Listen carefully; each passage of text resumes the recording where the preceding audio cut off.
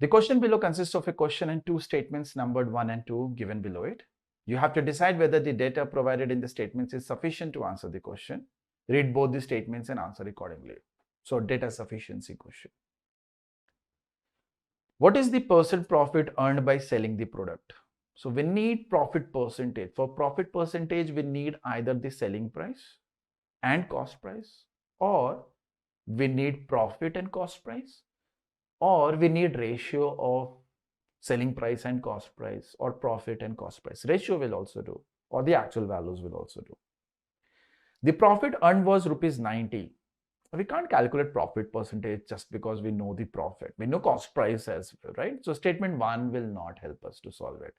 So statement 1 alone helps us. It's not going to work. Statement 1 alone, echo option will also not work. Let's look at statement 2. It has been sold for 340. So this is selling price and the profit is given to us. That means we can calculate cost price and we know the profit, we know the selling price. So statement 2 alone will help us solve it. So D option.